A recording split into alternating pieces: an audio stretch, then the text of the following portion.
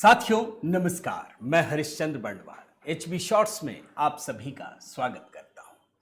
दोस्तों, ओवैसी की एक पार्षद है, नाम आप जानते होंगे, सहर शेख। अगर नहीं जानते तो याद करा देता हूं। कैसा हराया, आपको याद आया?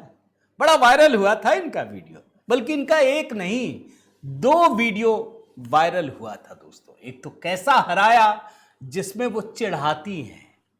किसको चिढ़ाती है आप समझ सकते हैं। उनको लगता है कि भैया अगर हम खड़े हो गए और हमारे साथ देने वाले लोग हैं तो हमको कौन हरा सकता है। और दूसरा बयान जो इनका वायरल हुआ था कि पूरे मुंब्रा को ये हरे रंग में रंग देंगी, ये कहा था। हालांकि बाद में इनके खिलाफ पुलिस में शिकायत भी दर्ज हुई थी, इन्होंने माफी भी मांग ली थी।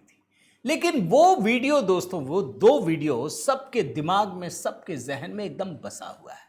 अब जरा नई खबर सुनिए, कैसे रंग उतरता है बड़े बड़े लोगों का, कैसे सारी चमक दमक फीकी पड़ जाती है, कैसे अर्श से फर्श पर कोई पहुंचता है, उसका उदाहरण आपको दिखा रहा हूं।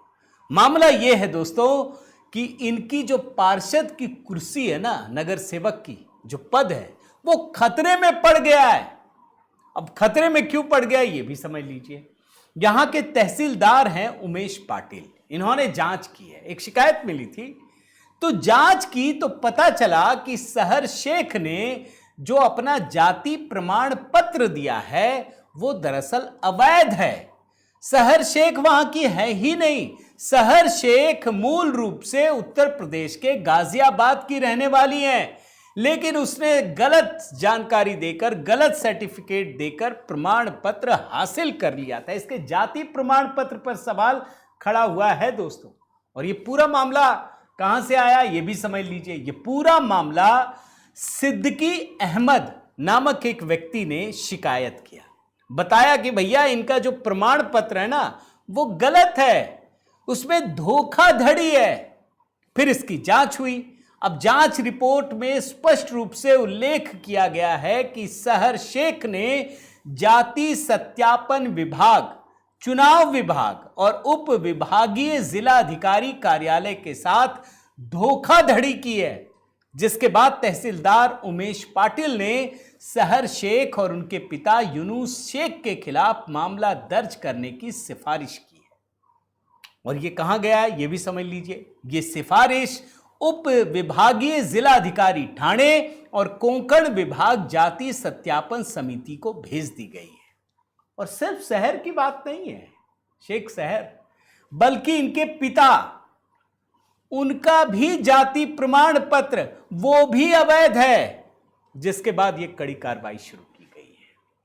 अब देखिए क्यों ये खबर बड़ी महत्वपूर्ण हो जाती है दोस्तों। देखिए जीतता ही है, लाखों लोग जीतते हैं भाई। इस तरीके का पद तो लाखों की संख्या में है।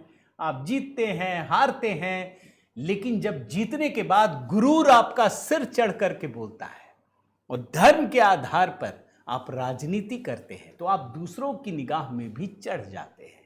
तो इसलिए यह मामला बड़ा महत्वपूर्ण हो गया है दोस्तों। और मैं तो ये कहूंगा कि इस मामले में जिस तरीके से फडणवीस की सरकार आजकल काम करती है ना, गजब है दोस्तों। भाई सरकार बड़े बड़े काम तो करती है, वो तो दिख ही रहा है, महाराष्ट्र में तो दिखता ही है। लेकिन जमीनी स्तर पर भी दोस्तों, बिल्कुल छोटे छोटे मामलों में जो वहां का स्थानीय प्रशासन है जिस तरीके से काम कर रहा है वो काबिले तारीफ है दोस्तों। इसमें कहीं दो मत नहीं। हम जानते हैं कि योगी जी का मॉडल तो चल ही रहा है, हिमंता का भी मॉडल है, ये तीसरा मॉडल है ये फडणवीस साहब का।